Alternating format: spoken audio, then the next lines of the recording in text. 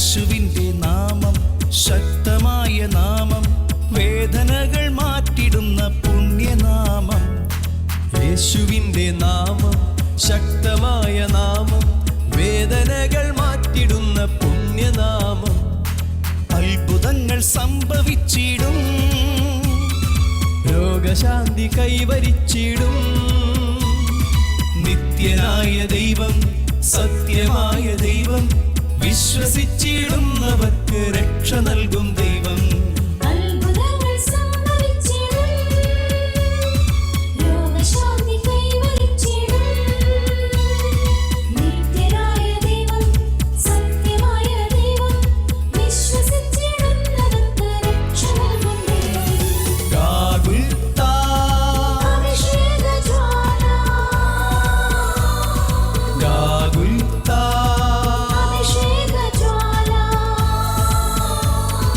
ഗാഗുൽത്താ, അഭിഷേകജ്വാല, ഗാഗുൽത്താ. അഭിഷേകജ്വാല.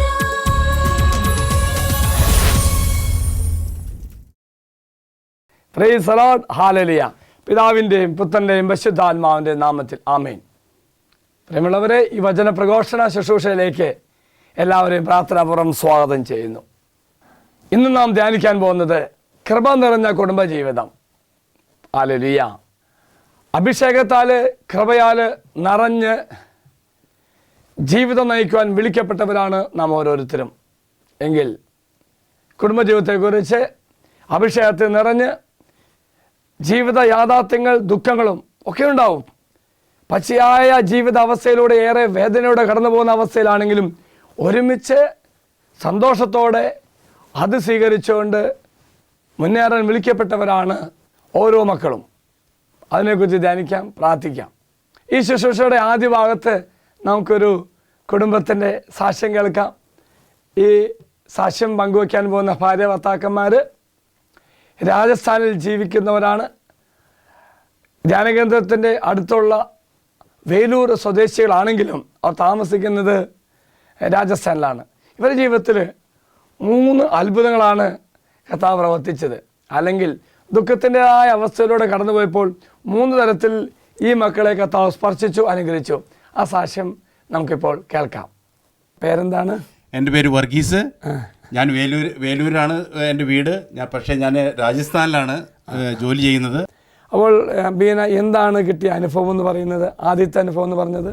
എൻ്റെ ആദ്യത്തെ അനുഭവം ഓഗസ്റ്റ് മാസത്തിൽ എൻ്റെ മകൾക്ക് ലഭിച്ച സൗഖ്യമാണ്. എന്താണ് അവൾക്ക് അസുഖം? എന്തായിരുന്നു? അവൾക്ക് പെട്ടെന്ന് പനി ഉണ്ടാകുകയും അതിഭയങ്കരമായ വയറുവേദന ഉണ്ടാകുകയും എന്നിട്ട് അവൾ കരഞ്ഞ് നിലവിളിച്ച് ഞങ്ങൾക്ക് ഫോൺ ചെയ്തിട്ട് പറഞ്ഞു, മമ്മി എനിക്ക് ഭയങ്കരമായിട്ട് പനിയും വയറുവേദനയുമാണെന്ന് പറഞ്ഞു. ഓ, പ്രൈസ് ദി ലോർഡ്. അപ്പോൾ നിങ്ങളുടെ മകൾ നിങ്ങളുടെ ഒപ്പമാണ് താമസിച്ചുകൊണ്ടിരുന്നത്? ഞങ്ങളുടെ അടുത്ത് നിന്ന് 300 കിലോമീറ്റർ ദൂരെയാണ് അവൾ താമസിക്കുന്നത്. ഓ, പ്രൈസ് ദി ലോർഡ്. 300 കിലോമീറ്റർ ദൂരെയാണ് ഇവരുടെ മകൾ താമസിച്ചത്. അവൾ എന്തെടുക്കുകയായിരുന്നു അവിടെ? അവളെ എഞ്ചിനീയറിംഗ് പൂർത്തിയാക്കിയിട്ട് അവിടെ ഒരു ഓഫീസിൽ ജോലി ചെയ്യുകയാണ്. എഞ്ചിനീയറിംഗ് പൂർത്തിയാക്കി ജോലി ചെയ്യായിരുന്നു. അപ്പോഴാണ് കലശലായ വയറുവേദന. അപ്പോൾ മകള് 300 മൈൽ അപ്പുറം, നിങ്ങളിവിടെ. അപ്പോൾ ഒത്തിരി വേദന തോന്നിയിട്ടുണ്ടാകാം. ഞങ്ങൾ വളരെയധികം വിഷമിച്ചു. എന്താ ചെയ്യാൻ സാധിക്കുന്നത് ഇത്ര ദൂരമായതുകൊണ്ട്. എന്താ പിന്നെ ചെയ്തത്? ഗാഗുൽത്തായിലേക്ക് വിളിച്ചു പറഞ്ഞു, ഞങ്ങൾക്ക് പെട്ടെന്ന് അവളെ കൊണ്ടുവരാൻ പറ്റത്തില്ല, ദൈവമേ ഇവിടെ ഇവൾക്ക് വേണ്ടി പ്രാർത്ഥിക്കണമെന്ന് വിളിച്ചു പറഞ്ഞു. അപ്പോൾ ഗാഗുൽത്തായ്ക്ക് വിളിച്ചു പറഞ്ഞു. അത് ഏത് ദിവസമായിരുന്നു പെങ്ങളെ? വെള്ളിയാഴ്ച ദിവസമായിരുന്നു. അന്ന് അവിടെ ധ്യാനം നടക്കുന്ന ദിവസമായിരുന്നു. അപ്പോൾ വെള്ളിയാഴ്ചയായിരുന്നു. അന്ന് ഏകദിന ശുശ്രൂഷ നടത്തുന്ന ദിവസമായിരുന്നു. ആ സമയത്ത് ഗാഗുൽത്തായ്ക്ക് വിളിച്ചു പറഞ്ഞു. അന്ന് പ്രത്യേകിച്ച് ഇവിടെ ആദ്യ വെള്ളിയാഴ്ചയായിരുന്നു. ഓ, അനുഗ്രഹ വെള്ളിയാഴ്ചയായിരുന്നു. ഏകദേശം ഏത് സമയമായിരുന്നു ഓർക്കണ്ടോ? പിന്നെ രാവിലെ 10 മണിക്ക് ശേഷമാണ് ഞാൻ ഇവിടെ വിളിച്ചു പറഞ്ഞത്. 10 മണിക്ക് ശേഷമുള്ള ശുശ്രൂഷ വിളിച്ചു പറഞ്ഞു. അപ്പോൾ തന്നെ കർത്താവിൻ്റെ വലിയ അത്ഭുതം അനുഭവിക്കാൻ സാധിച്ചോ? അവൾക്ക് അത് കഴിഞ്ഞ് 1 മണിക്കൂർ കഴിഞ്ഞ് കാണും, ഏകദേശം 1 മണിക്കൂർ കഴിഞ്ഞ് കാണും. കാരണം ഇവൾക്ക് അസുഖമായതുകൊണ്ട് ഞങ്ങൾ അരമണിക്കൂർ 15 മിനിറ്റ് വിട്ട് വിളിച്ചുകൊണ്ടിരിക്കുമായിരുന്നു. അപ്പോൾ ഞാനിങ്ങനെ വിളിച്ചു കഴിഞ്ഞപ്പോൾ അവൾ എന്നോട് പറയുകയാണ്, അമ്മേ ഞാൻ റോഡിൽ നിൽക്കുകയാണെന്ന്. Price the Lord. അപ്പോൾ കൊച്ചിനോട് പ്രാർത്ഥിക്കാൻ ഇവിടെ ആവശ്യപ്പെട്ടു. ആ സമയത്ത് ഇവിടെ പ്രത്യേക ആരാധനയുണ്ട്. അതായത് കുർബാനയ്ക്ക് മുന്നേ ഉള്ള ഒരു സൗഖ്യ പ്രാർത്ഥനയുണ്ട്. ആ സമയത്ത് ഇവരുടെ മകളെ സമർപ്പിച്ച് പ്രാർത്ഥിച്ചു. നോക്കി പ്രിയമുള്ളവരെ, ഈ മക്കൾ അവിടെ നിന്ന് പ്രാർത്ഥിച്ചു. ഇവരുടെ നിയോഗം ഇവിടെ അറിയിച്ചു പ്രാർത്ഥിച്ചു. ആ സമയത്ത് സൗഖ്യപ്രാർത്ഥന സമയത്ത് കൊച്ചിന് വേണ്ടി പ്രത്യേകം പ്രാർത്ഥിച്ചു. അപ്പോൾ ദൈവത്തിൻ്റെ ശക്തി അവിടെ കടന്നു ചെല്ലുകയും ആ കൊച്ചിന് സൗഖ്യം കിട്ടുകയും ചെയ്തു. അപ്പം വേദനയോടെ കിടന്ന ആ കൊച്ച് റോഡിലിറങ്ങി നിൽക്കുന്നു. അവള് പരിപൂർണ്ണ സൗഖ്യമാണ് പ്രാപിച്ചത്, കുറച്ച് സൗഖ്യമല്ല അവള് പ്രാപിച്ചത്. ഓ പ്രൈസ് ദി ലോർഡ്. അപ്പോൾ വേദനയോടെ കട്ടിലിൽ കിടന്ന ബെഡിൽ കിടന്ന കൊച്ച് താഴെ ഇറങ്ങി നിന്നു അല്ലേ? കട്ടിലേ കിടന്ന കൊച്ചല്ല അച്ചു, അച്ഛൻ അത് അവള് പറഞ്ഞത് ഞാൻ മരിച്ചു പോകും, എൻ്റെ പപ്പ വന്ന് എൻ്റെ ഡെഡ് ബോഡി ആയിരിക്കും ഇവിടുന്ന് കൊണ്ടുപോകുന്നതെന്ന് പറഞ്ഞ്. അപ്പോൾ അത് ഓക്കെ, അപ്പോൾ കാര്യം കൂടുതൽ ഗൗരവമായിക്കൊണ്ടിരിക്കുകയായിരുന്നു. അപ്പോൾ അത്രമാത്രം വേദന തീവ്രതയിൽ കൊച്ചു പറഞ്ഞു, പപ്പയോട് പറഞ്ഞു ഡെഡ് ബോഡി കാണാൻ വരാം, അങ്ങനെ പറഞ്ഞോ? അത്രമാത്രം ഓക്കെ അത്രമാത്രം കലശലായ വേദനയുടെ കൊച്ചു പറഞ്ഞു, പപ്പ 5 മണിക്കൂർ കഴിഞ്ഞ് വരുമ്പോൾ എന്നെ കാണത്തില്ല, ഡെഡ് ബോഡി ആയിരിക്കും പപ്പ എന്ന് അത് കൊച്ചു പറഞ്ഞില്ലേ. പക്ഷെ ആ അവസ്ഥയിൽ നിന്നും കൊച്ചിനെ കർത്താവ് സൗഖ്യപ്പെടുത്തി താഴെ കൊണ്ടുവന്നു അല്ലെ? നിമിഷം കൊണ്ട്. ഓ പ്രൈസ് ദി ലോർഡ്. അതാണ് പറയുമ്പോഴവരെ വേദനയാൽ വിഷമിച്ച നിമിഷത്തിൽ ഈ മക്കൾ നിങ്ങൾ പ്രാർത്ഥിച്ചു, നിങ്ങൾ അവിടുന്ന് പ്രാർത്ഥിച്ചു, ഇവിടെ പ്രാർത്ഥന അപേക്ഷിച്ചു. നോക്ക്, ദൈവത്തിന്റെ അത്ഭുതം അവിടെ കടന്നു ചെല്ലുകയും കൊച്ചു സൗഖ്യം നൽകുകയും ചെയ്തു. Praise the lord. Abeena Ali വർഗീസെ, രണ്ടാമത് നിങ്ങൾക്കുണ്ടായ അനുഭവം എന്താണ്? രണ്ടാമതുണ്ടായ അനുഭവം സെപ്റ്റംബർ 11-ാം തീയതി എനിക്ക് ഡെങ്കിപ്പനി വന്നു, മേടിച്ച് ബാധിച്ചിട്ട് പെട്ടെന്ന് തന്നെ ഞാൻ സീരിയസ് ആകുകയും എന്നെ ഹോസ്പിറ്റലിൽ കൊണ്ടുവന്നപ്പോൾ നേരെ എന്നെ ICUയിലേക്ക് കൊണ്ടുവന്നു. ഹോസ്പിറ്റലിൽ കൊണ്ടുപോയി ഉടനെ അവർ ICUയിലേക്ക് കൊണ്ടുപോയി. അപ്പം അത്ര ഗൗരവമായ രോഗത്തിൻ്റെ അവസ്ഥ ആയിരിക്കാം.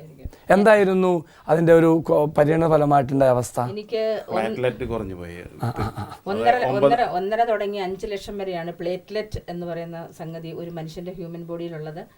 എനിക്ക് അത് 10,000-ൽ താഴെയായി. ഓ, പ്ലേറ്റ്ലെറ്റ് 10,000-ൽ താഴെയായി മാറി. അപ്പോൾ നേരത്തെ എന്റെ കണ്ടീഷൻ എന്ന് പറഞ്ഞാൽ പ്ലേറ്റ്ലെറ്റ് കുറഞ്ഞു പോയതുകൊണ്ട് എന്റെ വയറിൽ ഫുൾ വെള്ളമായിരുന്നു. എന്റെ ലിവർ ഡാമേജ് ആയി. ഓ, ലിവർ ഡാമേജ് ആയി. എന്റെ കിഡ്നി ഡാമേജ് ആയി. എനിക്കെല്ലാം ലങ്സ് എന്ന് പറഞ്ഞു കഴിഞ്ഞാൽ 2 ന്യൂമോണിയ ബാധിച്ച് എനിക്ക് ശ്വാസം എടുക്കാൻ വല്ലാതെ ഓക്സിജൻ തന്നിട്ടു. അല്ല, പിന്നെ ബാക്കി എന്തെങ്കിലും ഉണ്ടായിരുന്നോ?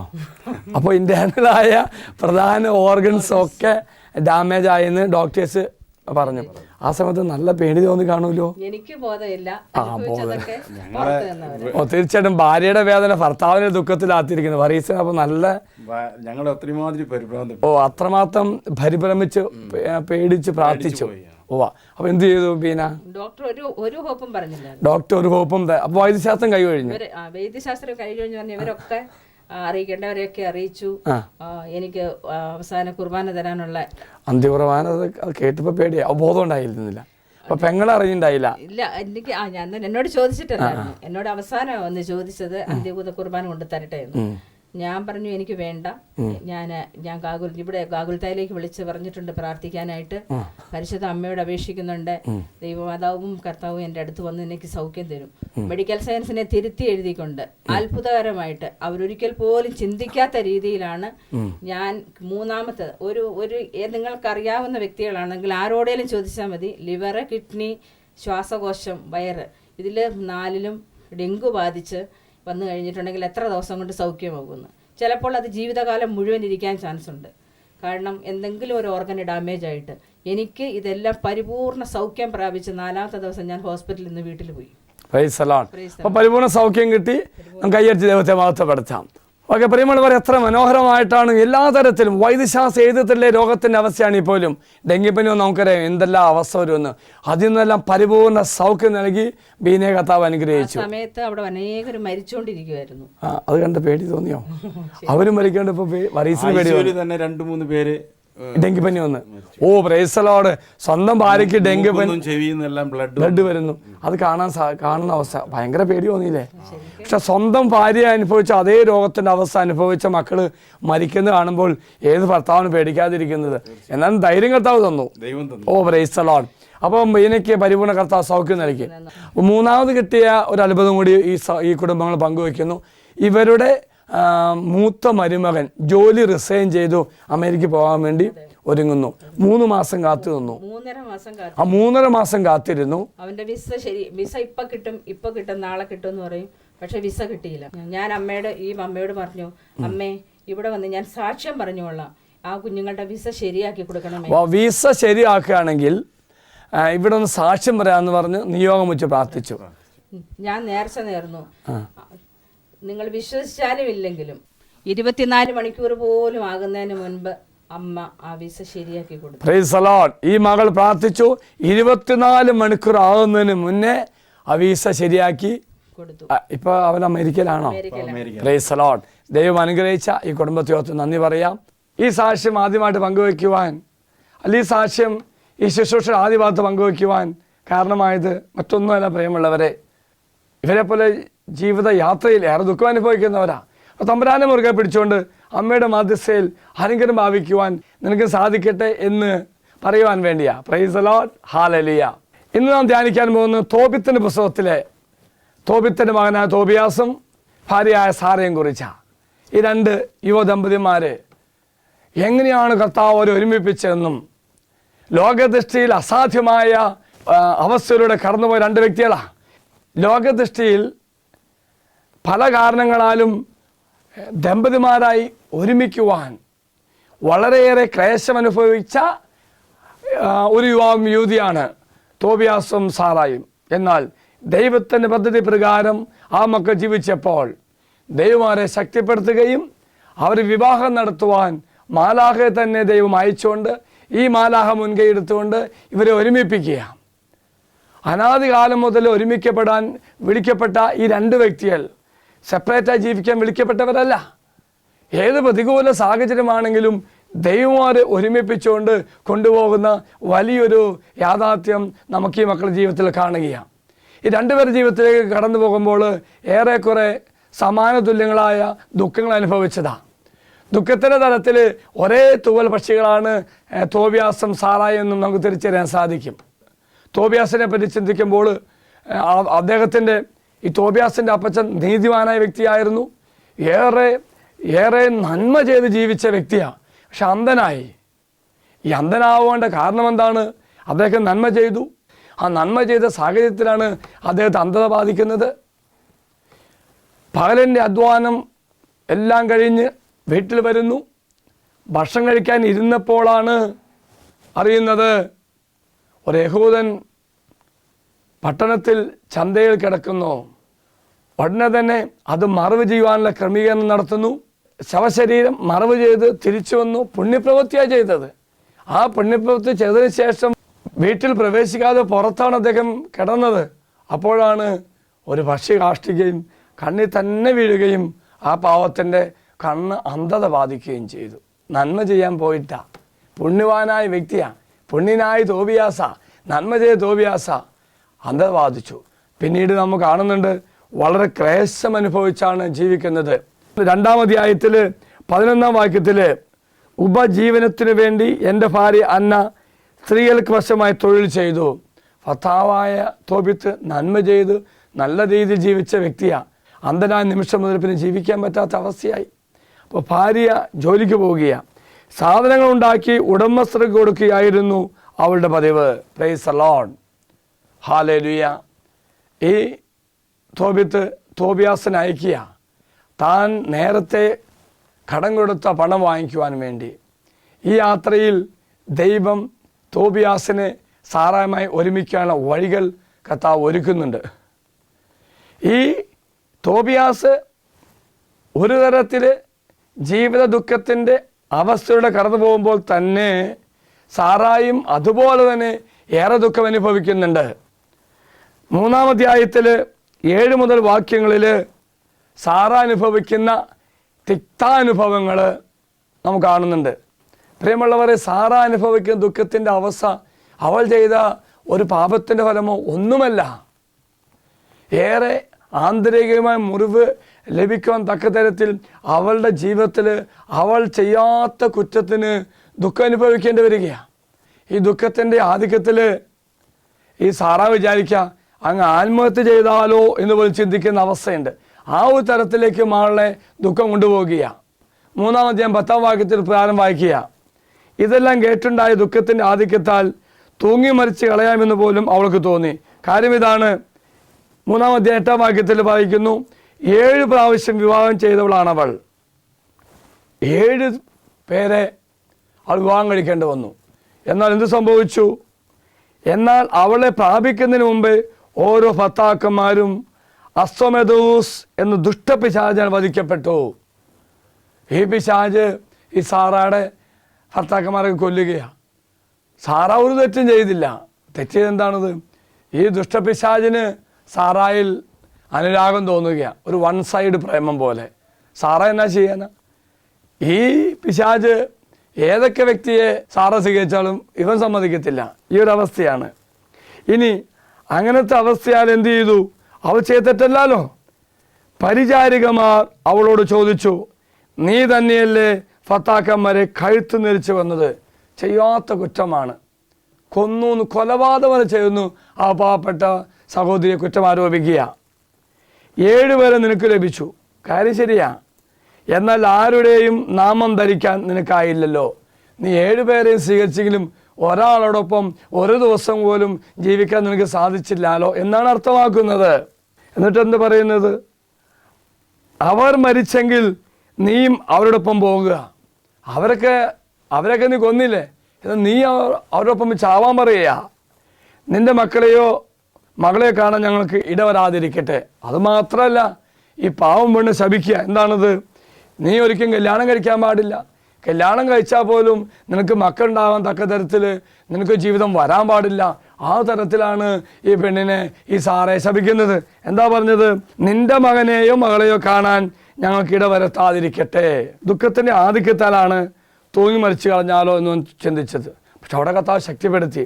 ആ ചിന്ത അവളിൽ നിന്ന് മാറുകയും അവൾ പുനർവിചിന്തനം ചെയ്തു. ഞാൻ എൻ്റെ പിതാവിൻ്റെ ഏകമകളാണ്, ഞാൻ ചെയ്താൽ ദുഃഖമാകും. 13-ാം വാക്യത്തിൽ പറയാ, ഞാൻ ആത്മഹത്യ ചെയ്യണമെന്നില്ല, എങ്കിലും ഈ ഭൂമിയിൽ നിന്ന് നീ എന്നെ ഒന്ന് മോചിപ്പിക്കണമേ. ഞാനിനി അധിക്ഷേപങ്ങൾ കേൾക്കാൻ ഇടയാകാതിരിക്കട്ടെ. ആ ഒരു അവസ്ഥ ആ മകൾ പങ്കുവയ്ക്കുക. അതിനുശേഷം ഈ സാറ തൻ്റെ നിഷ്കളങ്കമായ അവസ്ഥ ദൈവത്തോട് പറയുക. 14-ാം വാക്യത്തിൽ പറയുന്നു, കർത്താവേ, ഞാൻ പുരുഷന്മാരുമായി പാപം ചെയ്തിട്ടില്ലെന്ന് അവിടത്തേക്ക് അറിയാമല്ലോ. 15-ാം വാക്യത്തിൽ പറയുന്നു, ഈ പ്രവാസത്തിൽ എൻ്റെയോ പിതാവിൻ്റെ പേര് ഞാൻ കളങ്കം വരുത്തിയിട്ടില്ല. പിതാവിൻ്റെ ഏകജാതിയാണ് ഞാൻ, അവകാശിയായി അവന് വേറെ മക്കളില്ല.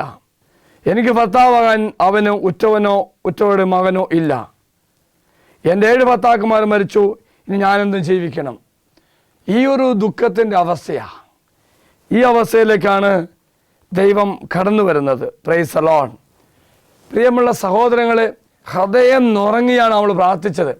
പരിചാരകർ കളിയാക്കി, നീ നശിക്കട്ടെ എന്ന്, നിനക്ക് മക്കൾ ഉണ്ടാകാതിരിക്കട്ടെ എന്ന് പറഞ്ഞു. ആ ദുഃഖത്തിൽ അവൾ ആത്മഹത്യ ചെയ്താലോ എന്ന് ചിന്തിക്കുന്നു. വീണ്ടും കർത്താവ് ധൈര്യപ്പെടുത്തി. അപ്പോൾ അവൾ പറഞ്ഞു, എങ്കിലും കാര്യം ചെയ്യ്, ഈ അധിക്ഷേപത്തിൽ നിന്നും എന്നെ രക്ഷിക്കാൻ വേണ്ടി നീ എന്നെ ജീവൻ അങ്ങ് എടുത്തോളാൻ പറഞ്ഞു. അതിലേറ്റവും അപ്പുറമായിട്ടും ഈ മകളുടെ നിഷ്കളങ്കമായ മനസ്സ് കണ്ടുകൊണ്ട് ഹൃദയം നുറങ്ങി അവളങ്ങ് പ്രാർത്ഥിച്ചപ്പോൾ അവളുടെ പ്രാർത്ഥന കേട്ട് കർത്താവ് അനുഗ്രഹിച്ചു. ആണ് പ്രിയമുള്ള സഹോദരി, നീ ഹൃദയം നുറങ്ങി പ്രാർത്ഥിച്ചാൽ നിന്റെ പ്രാർത്ഥന കേട്ട് കർത്താവ് നിന്നെ അനുഗ്രഹിക്കും. അതാണ് 3-ാം അധ്യായം 16-ാം വാക്യത്തിൽ നാം ഇപ്രകാരം വായിക്കുന്നത്. ഇരുവരുടെയും പ്രാർത്ഥന ദൈവത്തിൻ്റെ മഹനീയ സന്നിധിയിലെത്തി. ഹല്ലേലൂയ. പ്രാർത്ഥിച്ച തോബിത്തിൻ്റെയും സാറായുടെയും പ്രാർത്ഥന ദൈവ സന്നിധിയിലെത്തുകയാണ്. ഇനി നാം കാണുന്നത് ഈ പ്രാർത്ഥന ശ്രവിച്ച ദൈവം എല്ലാം ക്രമീകരിക്കുവാൻ വേണ്ടി മാലാഖയെ അയച്ചുകൊണ്ട് മനോഹരമായി എല്ലാം നടത്തി കൊടുക്കുകയാണ്. 3 തരത്തിലാണ് തോബിത്തിനെയും സാറായെ ഒരുമിക്കാൻ വേണ്ടി ദൈവം പ്രവർത്തിച്ചത്. 17-ാം വാക്യത്തിൽ വായിക്കുന്നു, അവർ ഇരുവർക്കും ഉപശാന്തി നൽകുവാൻ, തോബിത്തിൻ്റെ കണ്ണുകളിലെ വെളുത്ത പടലം നീക്കുവാൻ ചെയ്യുവാനും. ഒന്ന്, തോബിത്തിൻ്റെ കണ്ണിലെ വെളുത്ത പാട നീക്കി അവന് കാഴ്ച കിട്ടും, ദൈവം കൊടുത്തു. രണ്ടാമതായി തോബിയാസ് സാറായെ കൊടുക്കുന്നു, അവിവാഹം ക്രമീകരിക്കുന്നു. മൂന്നാമതായി അസ്മോദേവൂസ് എന്ന പിശാചിനെ, ദുഷ്ടപിശാചിനെ ബന്ധിക്കാനും റാഫേൽ നിയുക്തനായി.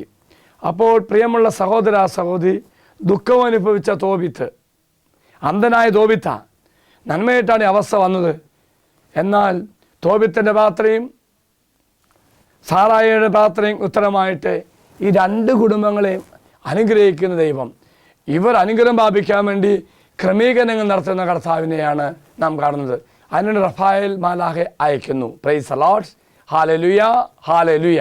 തോബിയാസിനും സാറായ്ക്കും ഒരുപോലെ പിതാക്കന്മാരെ അനുഗ്രഹമുണ്ടായി. സാറായി വിവാഹം കഴിക്കുവാൻ ഒരുങ്ങി വന്ന തോബിയാസിനെ ഈ ബന്ധത്തിനെ സഹായിക്കുന്ന തരത്തിൽ സാറായുടെ അപ്പൻ അനുഗ്രഹിക്കുന്നുണ്ട്. അതുപോലെ തന്നെ തോബിയാസിൻ്റെ അപ്പനും മകനെ അനുഗ്രഹിക്കുക. അപ്പോൾ പിതാക്കന്മാർ അനുഗ്രഹത്താൽ ദമ്പതിമാർ ഒരുമിക്കുമ്പോൾ അവർക്ക് ഇരട്ടി അനുഗ്രഹമായി മാറും. തോബിത്തിന് പുസ്തകം 5-ാം അധ്യായം 16-ാം വാക്യത്തിൽ യാത്രയാകുന്ന തോബിയാസിനെ പ്രാർത്ഥിച്ച് അനുഗ്രഹിച്ച് അയക്കുന്ന തോബിത്തിനെ കാണുന്നുണ്ട്. തോബിയാസിന് പറഞ്ഞു, ഒരുങ്ങിക്കൊള്ളൂ, നിങ്ങൾ ഇരുവർക്കും യാത്രാമംഗളങ്ങൾ.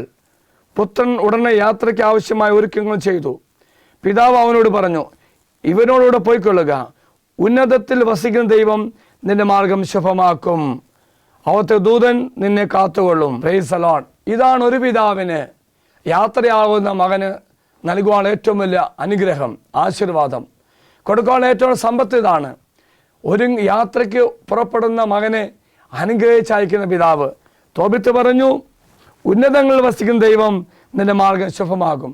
പ്രിയമുള്ള സഹോദര സഹോദരി, നിന്റെ മകനെ നീ അനുഗ്രഹിച്ച് ഇതുപോലെ അയച്ചാൽ അവൻ്റെ യാത്ര ഇന്ന് സുഗമമായിരിക്കും. ഇതാണ് യാത്രയിൽ ദൈവം നിന്റെ മാർഗം ശുഭമാക്കും, അവിടുത്തെ ദൂതൻ നിന്നെ കാത്തുകൊള്ളും. Praise the lord. ദൂതൻ്റെ സംരക്ഷണത്തിൽ അയക്കുന്ന പിതാവ്, ദൈവത്തിൻ്റെ കാരുണ്യത്തിൽ ഏൽപ്പിച്ചു കൊടുക്കുന്ന പിതാവ്, ആ മകന് എല്ലാം ശുഭമായി മാത്രമേ ഭവിക്കുകയുള്ളൂ. അപ്പൻ്റെ ആശീർവാദത്തോടുകൂടി, പിതാക്കന്മാരുടെ ആശീർവാദത്തോടുകൂടി ഒരുമിക്കപ്പെടുന്ന തോബിയാസിനെയും സാറായെയും പിന്നെ നമ്മൾ കാണുകയാണ്. ഒരുമിക്കപ്പെട്ട ഈ ദമ്പതിമാർ തങ്ങളുടെ ജീവിതം തുടങ്ങുന്നത് തന്നെ പ്രാർത്ഥനയിലൂടെയാണ്. 6-ാം അധ്യായം 17-ാം വാക്യം, മാലാഹ തോബിയാസിനോട് പറയുകയാണ്, അനാദികാലം മുതൽ നിനക്ക് വേണ്ടി മാറ്റിവെക്കപ്പെട്ട വ്യക്തിയാണ് സാറ എന്നും നീയാണ് സാറായെ ഏറ്റവും അധികം സ്വീകരിക്കാൻ പറ്റിയ വ്യക്തിയെന്നും വെളിപ്പെടുത്തുകയാണ്. തോബിത്തിൻ്റെ പുസ്തകം 6-ാം അധ്യായം 17-ാം വാക്യത്തിൽ വിവാഹത്തിന് വേണ്ടി ക്രമീകരണങ്ങൾ ഒരുക്കുന്ന മാലാഹ തോബിയാസിനെ ശക്തിപ്പെടുത്തി മുന്നോട്ട് പോകാൻ നയിക്കുന്ന വചനമാണ് നാം ശ്രവിക്കുന്നത്. 17-ാം വാക്യത്തിൽ 2-ാം ഭാഗത്ത് വായിക്കുന്നു, നീ പേടിക്കേണ്ട, അനാദി മുതലേ അവൾ നിനക്കായി നിശ്ചയിക്കപ്പെട്ടവളാണ്, നീ അവളെ രക്ഷിക്കുകയും അവൾ നിന്നോട് വരികയും ചെയ്യും, നിനക്ക് അവളിൽ സന്തതിയുണ്ടാകുമെന്ന് ഞാൻ വിചാരിക്കുന്നു. തോബിയാസ് ഇത് കേട്ട് അവൾ അനുരക്തയായി തീവ്രാഭിലാഷം പൂണ്ടു. ഇപ്പം പ്രിയമുള്ളവരെ, തോബിയാസിനെ ഒരുക്കുകയാണ്. ദൈവത്തിൻ്റെ പദ്ധതി പ്രകാരം നിനക്ക് വേണ്ടി മാറ്റിവെക്കപ്പെട്ട വ്യക്തിയാണെന്ന് പറഞ്ഞുകൊണ്ട് തോബിയാസിനെ മാലാഹ ഒരുക്കുന്നതായി നാം കാണുകയാണ്. ഇങ്ങനെ മാലാഹ ക്രമപ്പെടുത്തി ദൈവം ഒരുമിപ്പിച്ചു. പിതാക്കന്മാരുടെയും മാതാപിതാക്കന്മാരുടെയും ആശീർവാദത്തോടുകൂടി അവർ കുടുംബജീവിതം ആരംഭിക്കുന്നു. ഈ മക്കൾ കുടുംബജീവിതം നയിച്ച അതാണ് ഏറെ പ്രധാനപ്പെട്ടത്. വിവാഹത്താൽ ഒരുമിക്കപ്പെട്ട ഈ ദമ്പതിമാരുടെ തുടക്കം തന്നെ എത്ര മനോഹരമാണ്. പ്രാർത്ഥനയിലാണ് അവർ ആരംഭം കുറിക്കുന്നത്. തോബിത്തിൻ്റെ പുസ്തകം 8-ാം അധ്യായം 4-ാം വാക്യത്തിൽ അവർ ഇപ്രകാരം തുടക്കം കുറിക്കുക, മണവറയിൽ അവർ തനിച്ചായപ്പോൾ തോബിയാസ് എഴുന്നേറ്റ് സാറായോട് പറഞ്ഞു. ഭർത്താവ് എഴുന്നേറ്റ് സാറായോട് പറഞ്ഞു. എന്താ പറഞ്ഞത്? നമുക്ക് എഴുന്നേറ്റ് കർത്താവിൻ്റെ കാരുണ്യത്തിനായി പ്രാർത്ഥിക്കാം. അപ്പോൾ പ്രാർത്ഥനയോടെ ജീവിതം തുടങ്ങുന്ന, പുതിയ കുടുംബജീവിതത്തിന് അടിസ്ഥാനമിടുന്ന ഒരു ദമ്പതിമാരാണ് കാണുന്നത്. ഇങ്ങനെ കുടുംബജീവിതം ആരംഭിച്ച തോബിയാസ് ദൈവം നൽകിയ ആ രക്ഷാകര ദൗത്യത്തെക്കുറിച്ച് ഏറ്റുപറഞ്ഞ് ദൈവത്തെ മഹത്വപ്പെടുത്തി നന്ദി പറഞ്ഞൊരു പ്രാർത്ഥനയാണ് 5-6 വാക്യത്തിൽ നാം കാണുന്നത്. അപ്പോൾ രക്ഷാകര ചരിത്രത്തിൽ തന്നെ ഭാഗവാക്കാക്കി തന്നെയും തൻ്റെ ഭാര്യയെയും ഈ രക്ഷയിലേക്ക് നയിച്ച ദൈവത്തെ മഹത്വപ്പെടുത്തിയ ശേഷം തോബിയാസ് തമ്പുരാന് പറയുക, 8-ാം അധ്യായം 7-ാം വാക്യം, കർത്താവേ, ഞാനിവിടെ സ്വീകരിക്കുന്നത് ജഡികമായ അഭിലാഷത്തിലല്ല. ഹാലേലൂയ. ഇതാണ് പ്രിയമുള്ളവരെ, ജഡത്തിൻ്റെയോ മറ്റേതെങ്കിലും തരത്തിൽ ഒരാഗ്രഹം കൊണ്ടല്ല ഞാനിവിടെ സ്വീകരിക്കുന്നത്, ഞാനിവിടെ സ്വന്തമാക്കുന്നത്. മറിച്ചെന്താണ്? നിഷ്കളങ്കമായ പ്രേമത്താലാണ്, ആത്മാർത്ഥമായ സ്നേഹത്താലാണ്. നിഷ്കളങ്കമായ പ്രേമം എന്ന് പറയുമ്പോൾ എന്നെ തന്നെ സമർപ്പിക്കുന്ന സ്നേഹമാണ്. പൂർണ്ണമായി സമർപ്പിച്ചുകൊണ്ട് ജീവിക്കാൻ ആഗ്രഹിക്കുന്ന ഒരു വ്യക്തിക്ക് മാത്രമേ ഈ ഒരു അവസ്ഥ പറയാൻ സാധിക്കുകയുള്ളൂ. മറ്റൊരു ഉദ്ദേശ ലക്ഷ്യമില്ലാതെ ദൈവമേ, നീ തരുന്ന ആത്മാർത്ഥമായ, നീ കാണിച്ചിരുന്ന ആത്മാർത്ഥമായ സ്നേഹത്തിൽ നിറഞ്ഞുകൊണ്ടാണ് ഞാനിവിടെ സ്നേഹിക്കുന്നതെന്ന്, ഞാനിവിടെ സ്വീകരിക്കുന്നതെന്ന്. Price the Lord. അപ്പോൾ മറ്റൊന്നും തരത്തിലല്ല, ആത്മാർത്ഥമായ സ്നേഹത്താൽ ഞാനിവിടെ സ്വീകരിക്കുന്നു. വീണ്ടും തോബിയാസ് പറയുന്ന മനോഹരമായ മറ്റൊരു പ്രാർത്ഥനയുണ്ട്, ഒരു യാചന പ്രാർത്ഥനയുണ്ട്. അങ്ങയുടെ കാരുണ്യം എനിക്കുണ്ടാകണം. എൻ്റെ ആഗ്രഹം ഇതാണ് എൻ്റെ പ്രാർത്ഥന എങ്കിലും ഈ തരത്തിൽ ജീവൻ നയിക്കുവാൻ എനിക്ക് ആഗ്രഹമുണ്ട്. പക്ഷേ ആഗ്രഹം സാധിക്കണമെങ്കിൽ എന്ത് ചെയ്യണം? അങ്ങയുടെ കാരുണ്യം എനിക്കുണ്ടാകണം. വീണ്ടും ഈ തോബിയാസ് പ്രാർത്ഥിക്കുന്ന മനോഹരമായ പ്രാർത്ഥനയുണ്ട്. അവൻ പ്രാർത്ഥിച്ചു, ഇവളോടൊത്ത് വാർദ്ധക്യത്തിൽ എത്തുന്നതിന് എന്നെ അനുഗ്രഹിച്ചാലും. വാർദ്ധക്യം വരെ പിരിയാതെ ജീവിക്കാൻ നീ അനുഗ്രഹിക്കണം. നീ ഞങ്ങളെ ഒരുമിച്ച് ചേർത്തുവെങ്കിൽ, ഒരുമിക്കുവാൻ ഏറെ തടസ്സങ്ങളുണ്ടായിരുന്നു, ഏറെ പ്രതിബന്ധങ്ങളുണ്ടായിരുന്നു, അതിനെല്ലാം അതിജീവിച്ചുകൊണ്ട് നീ ഞങ്ങളെ ഒരുമിപ്പിച്ചെങ്കിൽ ഇവളുമായി ജീവിത അവസാനം വരെ ജീവിക്കാനുള്ള ശക്തി കർത്താവേ നീ തരണമെന്ന് പറഞ്ഞ് ഭർത്താവായ തോബിയാസ് പ്രാർത്ഥിച്ചപ്പോൾ, ഭർത്താവ് പ്രാർത്ഥിച്ച് എൻ്റെയും പ്രാർത്ഥനയാണെന്ന് പറഞ്ഞുകൊണ്ട് സാറ പറഞ്ഞു, ആമേൻ, അങ്ങനെ തന്നെ ആകട്ടെ, അതുപോലെ സംഭവിക്കട്ടെ. എൻ്റെ ഭർത്താവ് പറഞ്ഞ പ്രാർത്ഥന എൻ്റെയും പ്രാർത്ഥനയാണെന്ന് പറഞ്ഞുകൊണ്ട് എന്നോടും എൻ്റെ ജീവിതത്തോടും കരുണ കാണിക്കാൻ പറഞ്ഞുകൊണ്ട് ഭർത്താവ് എപ്രകാരം ഒരുമിച്ച് ജീവിക്കാൻ ആഗ്രഹിച്ചു പറഞ്ഞോ, അതുപോലെ അതെൻ്റെയും ആഗ്രഹമാണെന്ന് പറഞ്ഞുകൊണ്ട് സാറ ആമേൻ എന്ന് പറഞ്ഞു. Price the Lord. ഇതാണ് പ്രിയമുള്ളവരെ ദമ്പതിമാർ ആത്മാർത്ഥമായി ഒരുമിക്കുന്ന നിമിഷത്തിലുള്ള മനോഭാവം. ആത്മാർത്ഥമായ സ്നേഹത്താൽ മറ്റെന്തിനേക്കാൾ അപ്പുറമായിട്ടും ദൈവമേ നീ ഞങ്ങൾ ഒരുമിച്ചെങ്കിൽ, ഏത് പ്രതികൂല സാഹചര്യമാണെങ്കിലും ഏത് അവസ്ഥയാണെങ്കിലും കർത്താവേ ഞങ്ങൾ പ്രാർത്ഥിക്കുന്നു ഒരേ ഹൃദയത്തോടെ മുന്നേറുവാൻ ശക്തിക്ക് വേണ്ടി. Hallelujah, hallelujah.